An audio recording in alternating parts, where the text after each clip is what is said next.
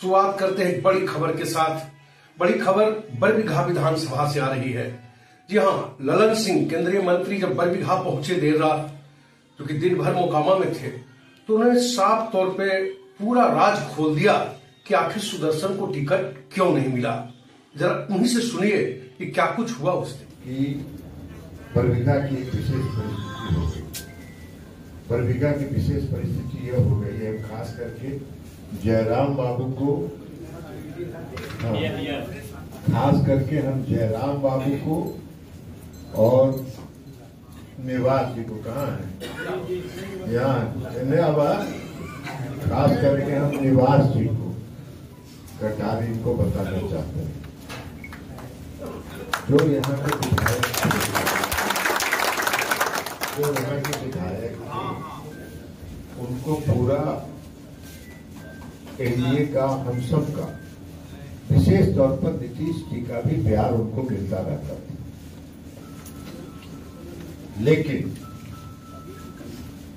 विश्वास मत जब प्राप्त कर रहे थे हम लोग, एनडीए में जब हम लोग वापस आए, हम सच्ची घटना आपको बता रहे हैं, हमने आज तक कभी कहा। मोबाइल बंद कीजिए आप लोग, मोबाइल बंद कर दो यार, और मैं रिकॉर्डिंग करिए, रिकॉर्डिंग भी मत करिए और मोबाइल पे बंद करिए, लाइट आंख पर मत चमकाइए। विशेष परिस्थिति आप लोगों से इसलिए चर्चा करना चाहते हैं। मेरा क्षेत्र भी रहा 2004 से 2009 तक।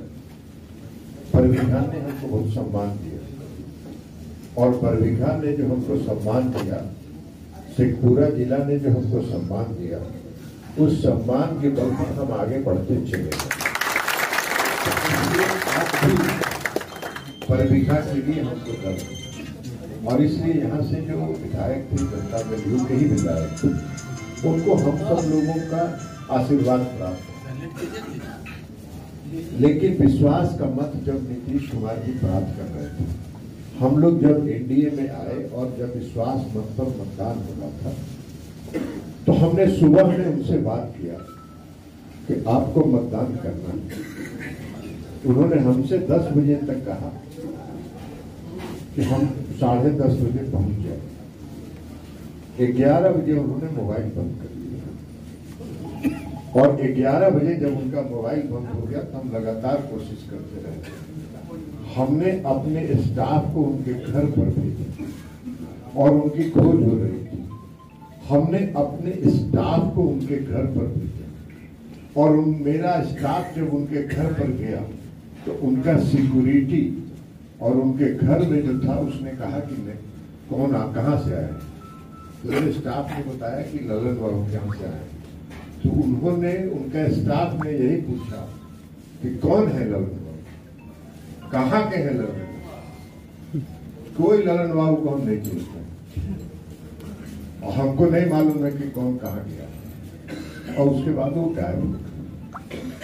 तो विश्वास के मत में अंतिम दिन जब हम लोगों को पता लगा कि वो बख्तियारपुर में एक फार्म हाउस में रह रहे हैं, तो वहां से उनको निकाला गया। पुलिस ने सुरक्षा में उनको निकाला, पुलिस ने वहां जाके उनको बाहर।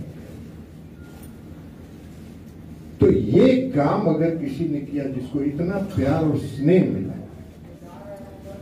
तरह तरह की चर्चा भी हुई, बहुत तरह की बात आप लोग भी सुने होंगे कि लालू प्रसाद जी, तेजस्वी यादव ने क्या किया, क्या दिया, क्या लिया। ये तो खैर हम नहीं जानते हैं, हम उसके गवाह नहीं, तो हम ये बात नहीं कहें। लेकिन ये हुआ, और ये हुआ तो पार्टी ने ये फैसला किया कि संकट की घड़ी में जिसने भी पार्टी को धोखा देने का काम किया, उसको टिकट नहीं देंगे। और इसलिए और कोई कारण नहीं है उनके टिकट कटने का।